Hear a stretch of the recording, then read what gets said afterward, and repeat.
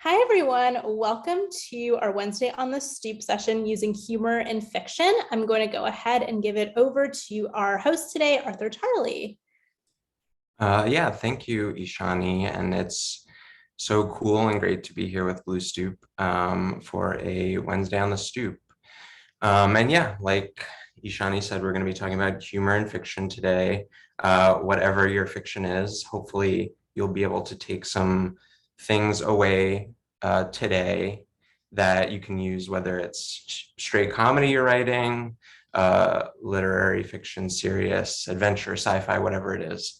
So I'm going to go ahead and share my screen. And if you want to jump in the chat, let everyone know where you're zooming in from and maybe why you decided to join a Humor in Fiction Wednesday on the Stoop. Go ahead, just so we can all have a little sharing. And yeah, I'm hoping today, as we go, we can all participate a little bit or, chime in with questions or thoughts, and definitely just feel free to unmute and jump in or drop things in the chat.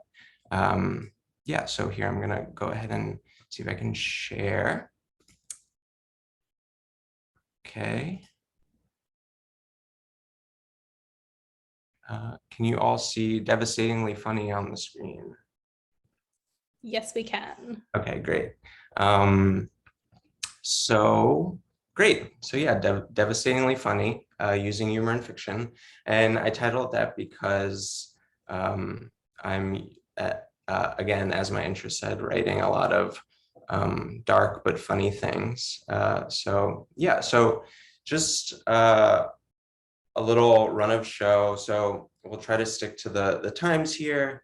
But again, I think it's more important if people want to have a little bit more of a conversation than me talking a lot. So definitely feel free to unmute.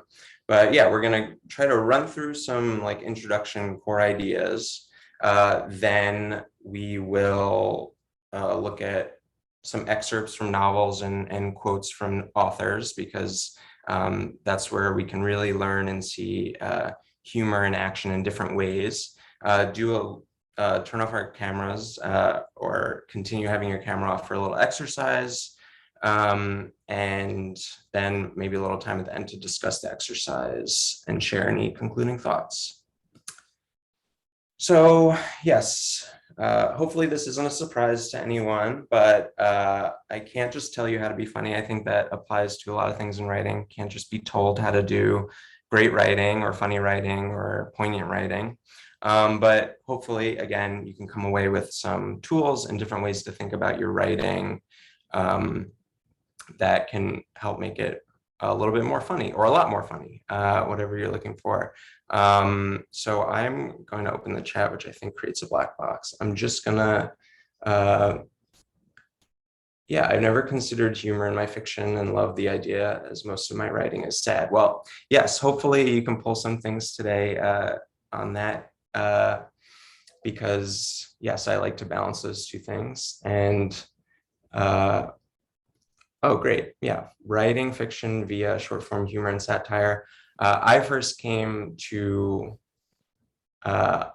creative stuff, really doing improv and sketch comedy writing well before writing fiction. So I feel like my funny dialogue, and it's been confirmed by some people, but I feel like that's some of my strongest stuff just because it's some of the things I've been doing the most for the longest.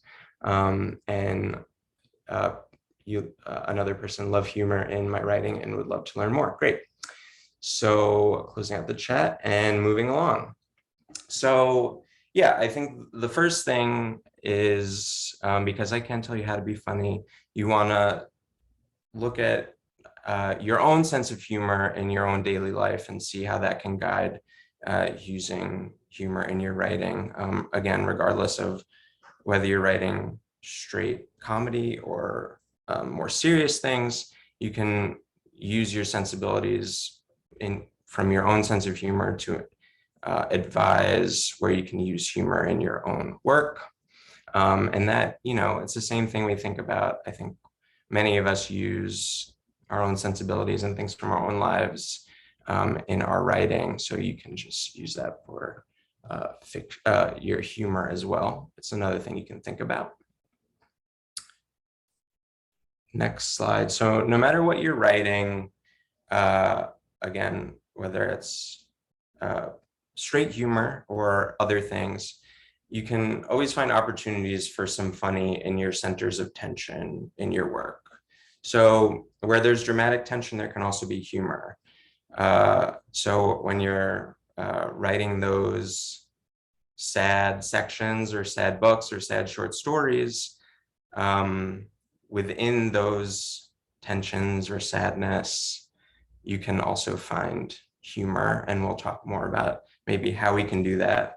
But yeah, some of these tensions are tension in your scene, tension in your piece as a whole, tension between characters, tensions within the world you've created, tension between characters in your world, and so on, tension between characters or within your own, your protagonist or narrator. So a couple of examples that I thought of that might be known by some of us. So I'll touch on one, Breakfast of Champions by Kurt Vonnegut, a dark comedy. One of the main characters, Dwayne Hoover, the novel is centered around or somewhat centered around his mental health crisis. And it's a very, dramatic, serious thing, but Vonnegut mines the fact of someone having mental health issues in mid-20th century America as a way to, one, create drama, but also find cascading absurdities within how the person operates within that world, can't really access care, and how Hoover interacts with employees and things like that. So we have very serious tensions, but also finding ways to use humor to shed light on the drama, the sadness, and other things. Any thoughts so far? Feel free to unmute or I'll keep rolling on. Cool. I will keep on going. So then these are just a few other ways to ask questions or feel your way through the centers of tension. What opportunities in your dramatic scenes are there for a moment of comic relief? A lot of times in more dramatic or sad pieces, it could be as small as just a quip during a tough back and forth to let some of the drama out and go back into it. What about the tension can be used for humor? Again, with Dwayne Hoover in Breakfast of Champions, it's a real serious mental health crisis, but where in that tension can Vonnegut illuminate things about the time and place and the character that are funny while also being dramatic? And what about your character's personality POV can guide your use of humor? What about the world that you've created also?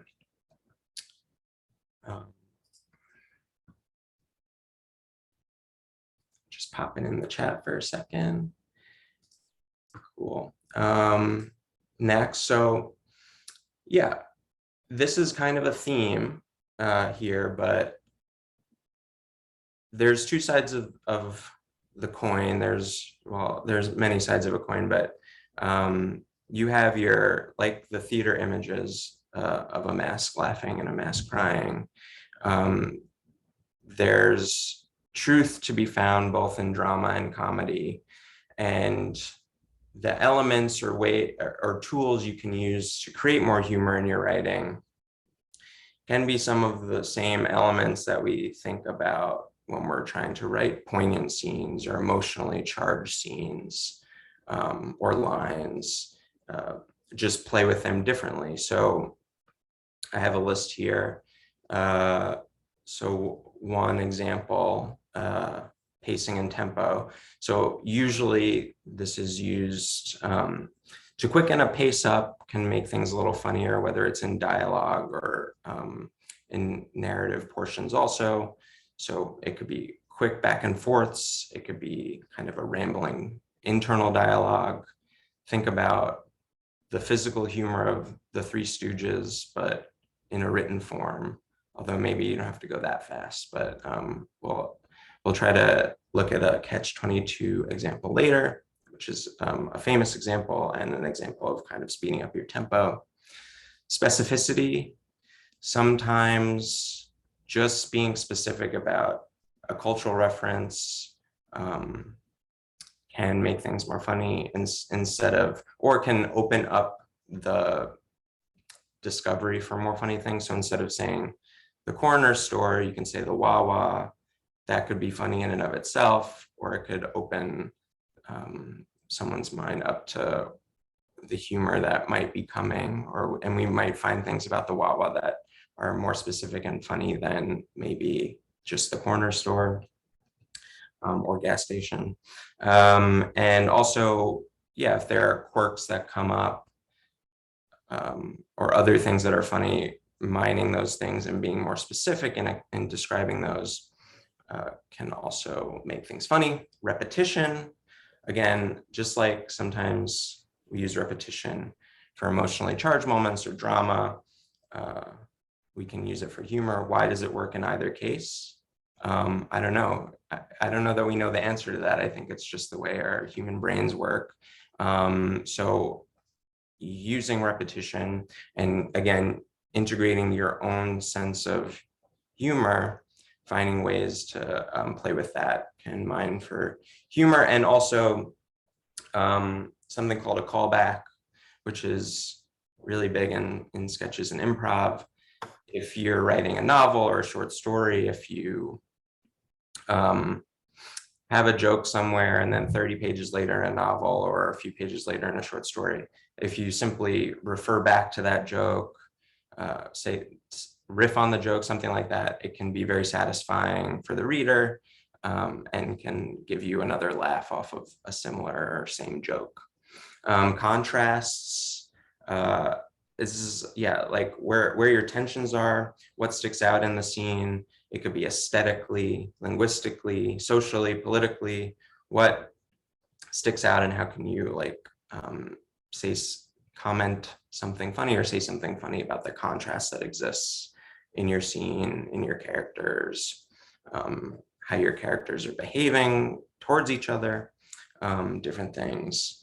Surprise is a great thing for all of our writing, but if you can surprise people with your contrast, your repetition, your word choice, your specificity, it can just double down on the humor. And we'll, again, all these things we're going to see in different ways when we look at some novel excerpts in a bit. And then a little bit of a bigger thing, upending commonly held beliefs, cliches. So for example, any kind of irreverence or turning a commonly held belief on its head can be effective if it fits in with your work. It can also, it doesn't have to be a commonly held belief in our world. It can be in the world you created, but it can be either or. And then kind of strategic deployment of cliches in a self-aware way or plays on cliches can, again, it's like sometimes when we see something that we know, we can automatically register previously known things, but also like humor, if we go back to the Wawa, but also applies to cliches. So yeah, before I go on, any thoughts or questions from anyone? I had one thought when you said specificity before you got to it. I was thinking about it in another way that also works. Like Tony Hoagland at one point said, he was talking about a gardener. He said, which is somebody who takes care of plants, which is to say they care for some plants and kill other ones, and and there's a kind of humor in just like describing things closely without using the names, but like, you know, I came into the room and everybody had a little piece of plastic which they were punching, you know, that they held in their hands and were punching. So just like talking about cell phones, but saying it in a new or like specific but clear, but like or describing things that we already know, but saying them in like as though we don't know them or something is another kind of way. Yeah, Does that make sense? Yeah, I think so. Yeah, it's like those are very subtle, or at least, yeah, in some ways they're subtle and in some ways they're like not. But yeah, I think it can be as simple as describing something in a different way, but being specific, or yeah, the subtle, yeah, the gardening, but actually this is what we mean by gardening. It can, yeah, be a little humorous turn within your work that may not be funny overall, or it might be. Yeah, so thanks for sharing. Any other thoughts before I go on? All right, so we're gonna look at some quotes from authors and some excerpts. And if we get too tired of the excerpts, we can cut some short. But so yeah, let's look at what some funny novelists have said about humor and just writing in general. So Hilary Leichter published Temporary in 2020, and this is an answer of hers in an interview in LitHub. This is a very surreal, absurd, funny novel about temp work. But so the interviewer asks, well, why did you decide to set it in a surreal world and not a real world, or our real world? So I'll read this quote. I don't feel like I'm in a realist world. I feel so often discombobulated wonder and shock and genuine surprise about the things that happen every day in my life that I don't know if I could have written it in a way that wasn't absurd, because absurdity felt like the most natural and most truthful state of being to come from in telling the story. So I'll stop there. The whole quote is interesting, but it's that nugget that this is a pretty surreal, absurd novel, but it's all about Leichter finding her truth in the work and using absurdity to communicate truth. So again, like maybe a different person could write this novel really real, toned down, and have small funny parts. But we can all find some inlets of the absurd or the funny or other things to integrate into our writing, whether, again, it's comedy or serious or whatever. So now we'll read an excerpt from her novel, Short. It's the first page of a chapter. If you've read it, you have some context, but you don't really need context. Now, I know it might be a little hard to read viewing on the screen, but I wanted to see if anyone could or wanted to read this before I just hopped in and went ahead. Great. Yeah. Eugenia, go ahead. The long-haired man is named Carl, and he's something of an entrepreneur. His small murder business sits in a tidy shack not far from the water, convenient for dumping bodies. Location, location, location, he says. You sound like my real estate boyfriend, I laugh. Every morning I wash Carl's weapons, adhering to the cleaning manual he developed. I'm filling in for his buddy who's currently serving some time. Carl doesn't always pay money, but he feeds me and he gives me a place to sleep, a small cot next to his desk in the shack where I hide my possessions under the mattress, my rubies, my eye patch, my brooch in the shape of a nautilus shell. I can offer you gobs of experience, he says. What about exposure? I can offer you the opposite of that. He promises me stock in his company. When we go public, you'll be a very rich lady.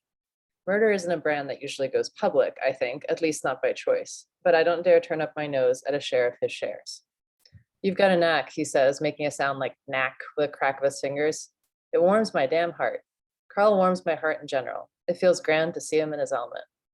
I'm sorry if we weren't friendlier on the ship, I say. Nothing to be sorry for, he says, is my motto. He hands me a beer on the roof of his shack where we sit and smoke and watch the sun set over the sea. I take initiative from the get-go and amortize the cost of Carl's assassination equipment. This one is cheaper, I say, shopping for spears. Sharpener included, free with purchase. He's grateful when I help him approach his daily schedule with more efficiency, and sometimes he lets me assist in planning the logistics of his murders.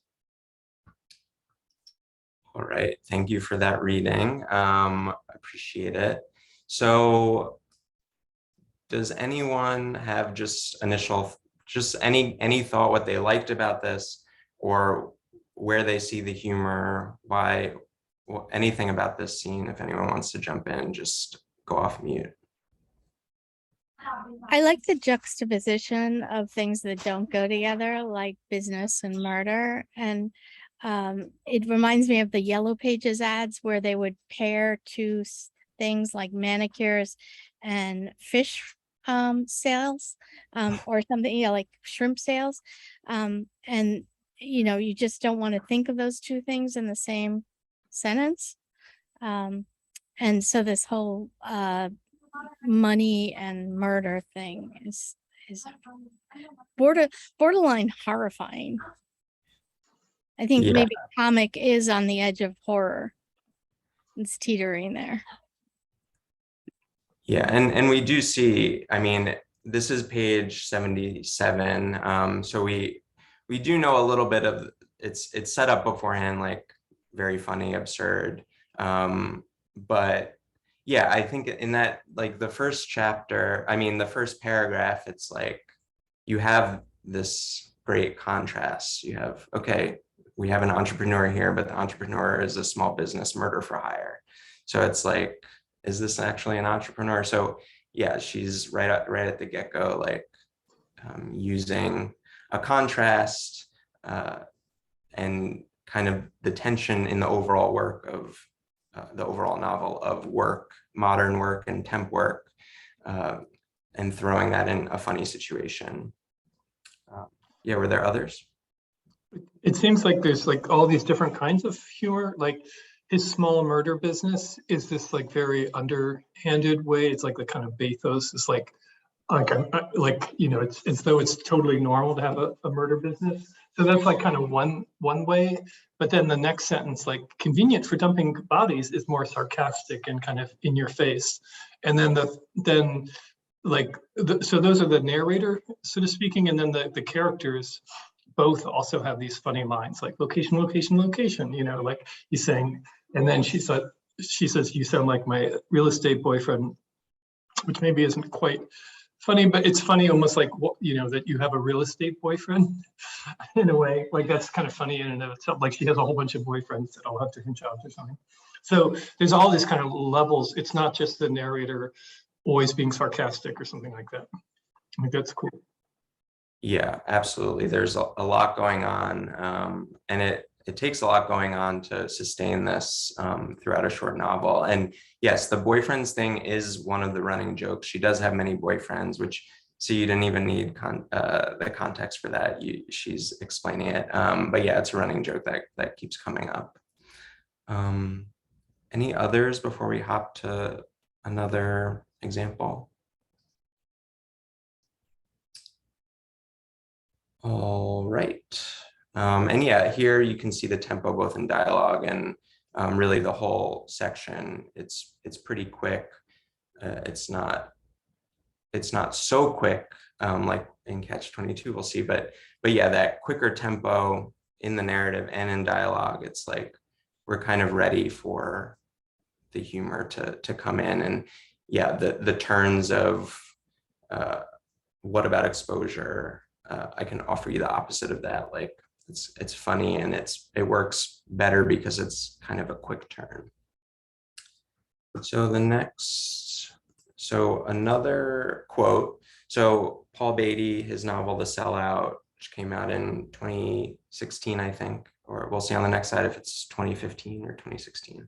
A very wild, absurd satire, but with dealing with very serious topics. So I found this interview really interesting, and the question from the interviewer, whose a moniker is Ovi there, and the answer are separated by kind of Paul Beatty kind of not answering the question. So it's not a one-to-one, but it's really, this is Beatty's answer to this question. So I just wanted to preface that, encourage you to look at the full interview on LitHub. But okay, so the interviewer says, the book is extremely funny, but I also think it's extremely incisive. And it could be described as satirical, but I kept coming across so many reviews and pieces where that was being described, made me think, well, that's real. That's actually not satirical. For example, at one point, there's a screening of extremely racist cartoons, and I'm pretty sure all the ones you're describing are real.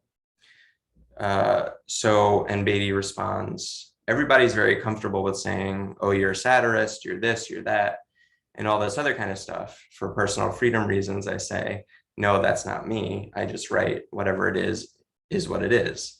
I guess people don't often think about what satire really is, but for you to talk about how real it is a comfort to me, because even some of the more ridiculous stuff in there that you would think is obvious satire is sort of real, or definitely based in something. So again, this is there. Beatty tackles many things in the novel, but the top line thing is racism in America. And there's very dramatic parts. It's obviously a very serious topic, but the whole thing is wild and funny and surreal. So again, this is like finding the truth center of the real and the absurd, the truth center of the drama and the comedy. It shows that, again, these things all revolve around the same sphere, and there's opportunities for both, even if it's a little bit of comedy, or even if it's a little bit of drama and a lot of comedy, whichever it is. So yeah, I don't know if anyone wants to jump in. Saw some people come on screen. But so I think it's the best use of our time to not read this whole section. So I'm just gonna hone in on something in the second page, and I'm gonna read it quickly. Hopefully, so it is 2015. Hopefully you've all read or will read this book. It's, I think, one of my favorite books from the last, how many years has it been? 7. So I'll just hone in on page 4, the page on our right, after the break of the letter. Washington, D.C., with its wide streets, confounding roundabouts, marble statues, Doric columns, and domes, is supposed to feel like ancient Rome. That is, if the streets of ancient Rome were lined with homeless Black people, bomb-sniffing dogs, tour buses, and cherry blossoms. Yesterday afternoon, like some sandal-shod Ethiop from the sticks of the darkest of the Los Angeles jungles, I ventured from the hotel and joined the hodge of blue-jeaned yokels that paraded slowly and patriotically past the empire's historic landmarks. I stared in awe at the Lincoln Memorial. If Honest Abe had come to life and somehow managed to lift his bony 23-foot 4-inch frame from his throne, what would he say? What would he do? Would he break dance? Would he pitch pennies against the curbside? Would he read the paper and see that the union he saved was now a dysfunctional plutocracy, that the people he freed were now slaves to rhythm, rap, and predatory lending, and that today his skill set would be better suited to the basketball court than the White House? There he could catch the rock on the break, pull up for a bearded three-pointer, hold the pose, and talk shit as the ball popped the net. The great emancipator, you can't stop him, you can only hope to contain him. So yeah, it's like makes me want to read the book again, which I'm sure I'll do. But yeah, I'll just say, like, at the very end, you can see kind of a cliche turned on its head. It's a very popular basketball or sports saying to, like, say you can't stop someone, you can only hope to contain him. It may be basketball specific, but placing Abraham Lincoln as as large as he is in the Lincoln Memorial in that setting turns the cliche on its head and is funny. Anyone have any thoughts on this?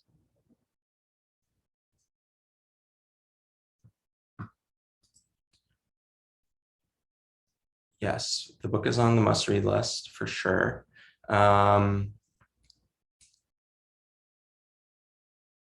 Yeah, and then one other thing I'll point out, just off the top with contrasts, and the center, again, this deals with center of tension of the whole novel, which is racism in America, right off the top. Well, it's one of the central tensions, like describing Washington, D.C. Was supposed to look like ancient Rome, and then it's juxtaposed with, well, if ancient Rome had homeless Black people, tour buses, and cherry blossoms, and it's like, this is a picture of America, like delusions of grandeur, but all these problems and racism and inequality and all those things. So yes, I agree. Any historical figure being farcical is always uproarious. Cool. I'm gonna move to the next section. And here we go. So I definitely want to leave time. We have 26 minutes. I definitely want to leave time for a little bit of an exercise. So we have three examples left.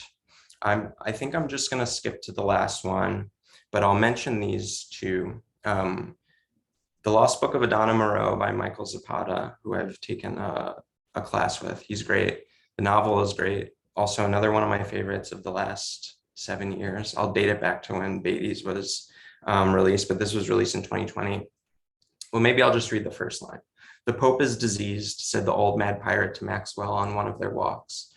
Pope John the 23rd, I think, Pope John 23rd, who was a pope from 1410 to 1415, and who was also a pirate, was particularly diseased. So this isn't like a hard, funny novel. It's very dramatic and takes us to a lot of places, but it's like, okay, we have a cultural reference, the Pope, and we have a mad pirate who's saying the Pope is diseased. And then the diseased thing is a running kind of joke, not a hard joke, but it's humorous, running throughout this short section.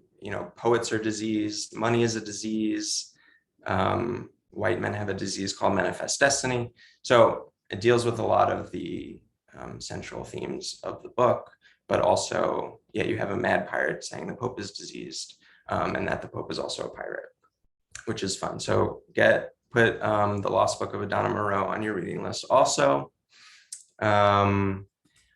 I think I'm going to go ahead and skip Catch-22 because I feel like if you haven't read it, maybe you saw it. This part I think is in also the Hulu TV show. But yeah, definitely add it to your reading list if you haven't read it yet. This is just an example of really the quick, funny dialogue. But yeah, I'm gonna skip over this one, but it's fun. And then, so I'll go another modern example, very recent, Eleutheria by Allegra Hyde in 2022. I'm gonna go ahead and look at the chat again. Well, I'm glad that's a great in the chat. So Eleutheria by Allegra Hyde in 2022. She, again, a pretty serious novel, but there are funny things in it. It's climate fiction. The backdrop is society crumbling under a climate crisis and creeping authoritarianism. I think we can all relate to that a little bit. It's maybe not too far off. But Hyde asked the question, what would political parties look like in that world? What do politicians look like, political parties? So I know this one might be even smaller, but does anyone want to read just this 2 paragraphs? If not, I'll go ahead and read it. Okay, I'm gonna go off. I know it's kind of small, so just take a sip of water here. Okay. The congressman, I'd later learn, was in the process of rebranding his image. Old party lines were crumbling under the weight of a president with no ideological compass and a disdain for codified law. After his eclipse injury, the president had formed an unlikely alliance with the disability rights movement. The alliance hadn't lasted, but political patterns were shaken. The two-party system started to splinter. Politicians clung to single-issue platforms like life rafts, their reconfigurations eventually including global constitutionalists, singularitarians, separatist feminists, Green Republicans, Buddhist libertarians, astroconservatives, and even a high-profile band of self-identifying modern monarchists who advocated for the United States to relinquish itself to the UK, hat in hand. And then we have someone called techno-progressive in the next sentence. So anyone have any observations on this section?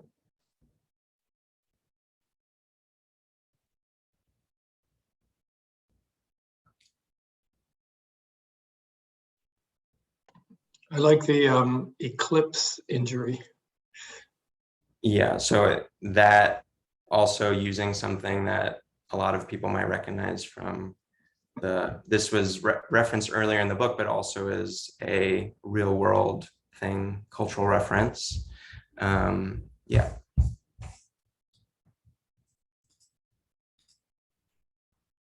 So yeah, I will say, I think this attacks attention in the world that Hyde has created. Again, climate crisis, creeping authoritarianism, what happens if political parties fall apart? And we have these, like, a lot of these things are never explained, but they're funny in and of themselves. We wonder what a Buddhist libertarian is, something ridiculous. Green Republicans, that comes in later, but also fairly ridiculous. Singularitarians, who could know what that is, but it's kind of funny. And just the fact that it's a list also makes it funny. So we have this overarching drama of a collapsing society in the backdrop of the narrative part of this novel, a story of a woman who goes to an island to try to, well, it's about a lot of things. I won't go into that, but yeah, all this list of funny things, the contrasts, like these are words that we understand in some ways, don't expect to go together, but also don't expect to see all these things next to each other. Upending beliefs about what we think about politics. It's like, yeah, Green Republicans, you know, or what is an astroconservative? Yeah, all those things. So I'd love to go off our cameras for 10 minutes to do an exercise, but does anyone have any comments or questions right now? I will say, is this a dystopian novel? Yeah. I mean, it's, maybe it gets there. I mean, it's climate fiction on the broader sense. So it's a bit dystopian for sure, but it's the kind of collapsing world is in the backdrop of a lot of other things that are going on. Okay, so yeah, if we can all, so I will drop this in the chat also in case it's hard to see here, but I'll leave, I'll plan to leave this up as long as it works. But yeah, so why don't we go off Zoom for 10 minutes, come back at, I'll read through these and we'll come back at 4:54. So 12 minutes from now, but 10 minutes from when I stop talking. So do a little quick writing exercise. Your options are: one, in a current piece you're working on, find a scene or look for an opportunity for humor, comic relief, quippy line, contrast, whatever it is, integrate that into something you're working on. It could be one joke. A second option, use two characters from your work and write a separate scene between them at a gas station, airport, church, or subway stop about why they're there. Throw in some humor related to the location or their journey. So that can be completely separated, 2 characters from the work you're on, doing. Or 3, maybe the least you have to think about, write a short scene that includes at least mention of one of the following and find some funny in the writing. President Biden, climate change, your therapist, a tub of ice cream, a rotten tangerine you just took a bite of, way too many therapists, a corn farm, my therapist stole my wallet. Hopefully you could see some repetition there, might have been funny, hopefully. So yeah, let's go off camera if you're not already there, come back at 4:54, and then I'll drop these in the chat and we'll just discuss a little bit how we approach these at 4:54.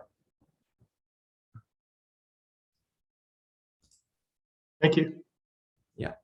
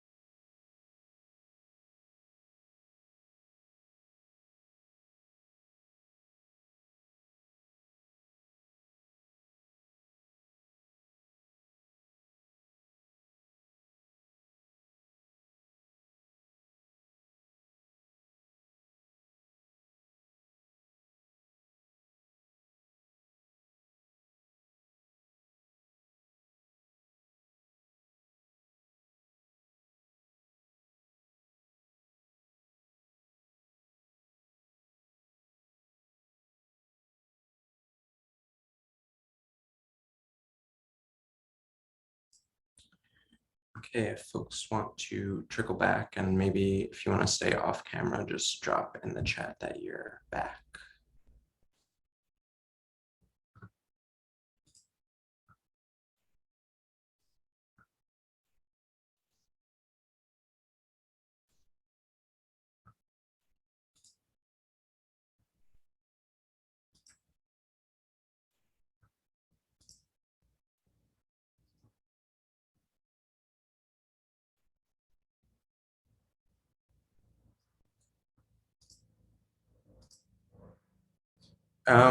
If you'd like to post in the chat and share, you can go ahead. I think and people can go ahead and read. I think with only a few minutes left, it'd be best if we can chat about, if anyone wanted to chat about how they approached it or what they're thinking about after the session.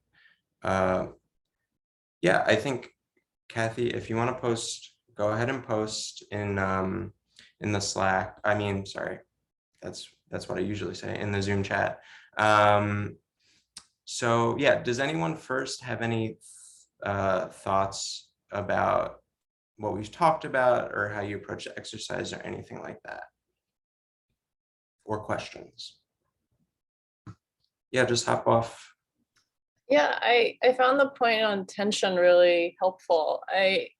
I realized that very often there's much more tension and stress for my characters than I even acknowledge. Like, I know there's some things they're tense about, but really plumbing that and seeing just how much they could potentially like bicker over or sort of disagree with, and drawing that out as not necessarily like a heavy drama, but rather like a banter, has been really useful because it emerges naturally from like the characters. So that's been great. Good. Yeah, I'm glad to hear that. Any other thoughts or questions?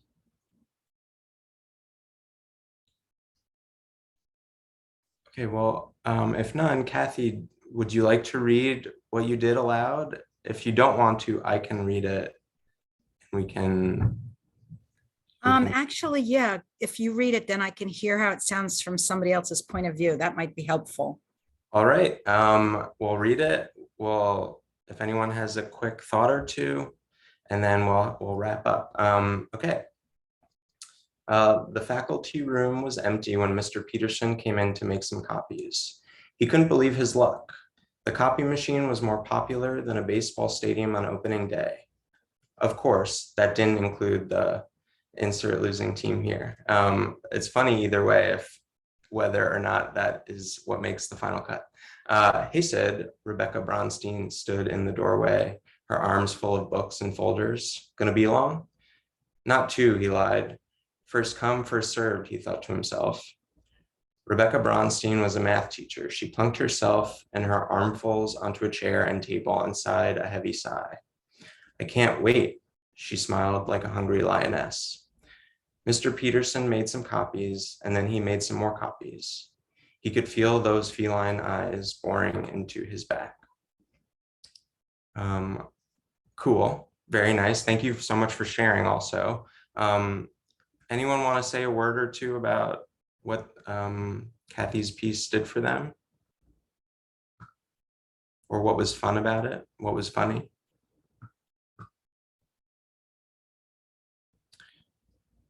Well, I will say, oh, there goes my pad. I will say it feels like a scene, the beginning of a scene where there is a lot of potential, and like I'm bought in. I'm waiting to see like what more funny things are going to happen with the printer, and it's the printer, right? Oh, the copy machine. What's going to happen with the copy machine? Like it feels like there will be a cascading effect of like there will be more people, there will be more funny things happening. You've created a scene where like the copy machine is this big important place, and I'm excited to see what happens next. And yeah, I can see like the kind of the repetition also in towards the end. He made some copies, and then he made some more copies. You know, maybe a few lines later, it's like, and then he made some more copies. Fun. And can I ask, Yeah. I was trying and I don't know if it worked. Like when she says, I can wait, she smiled like a hungry lioness. I was trying to show a little like that sarcasm, that contrast. So she really can't wait. Is that working or is that like not obvious? It didn't work. I think maybe you need to flesh it out a little bit. I don't know that I got sarcasm. I did think it was funny that she was waiting there like a hungry lioness, but I think, you know, this could be a place where you describe a little bit more what that looks like. Could be helpful to flesh out kind of how silly it is that she's a hungry lioness there. Yeah.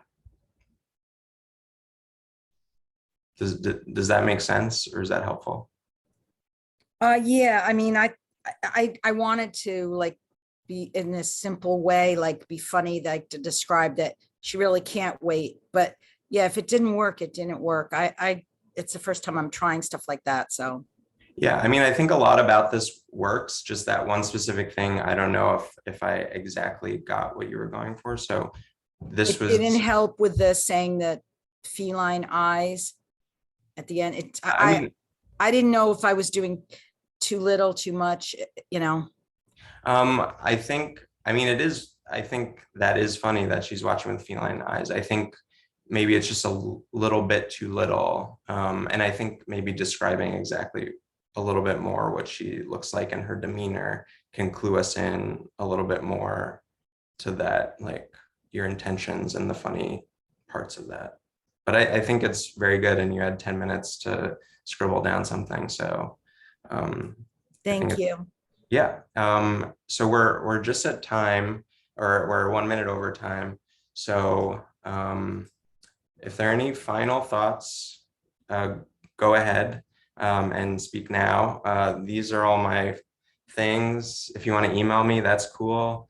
If you want to follow me on Twitter, that's cool. I also have a little Substack where I just write funny things, very rarely. But yeah, this was so much fun, and I'll throw it back to Ishani. Thank you so much, Arthur. It was really fantastic to see all these different ways that humor can come about. I feel like I learned a lot. Thank you so much, everyone, for being here. As always, we really appreciate all of your support and all the community building that we get to do together.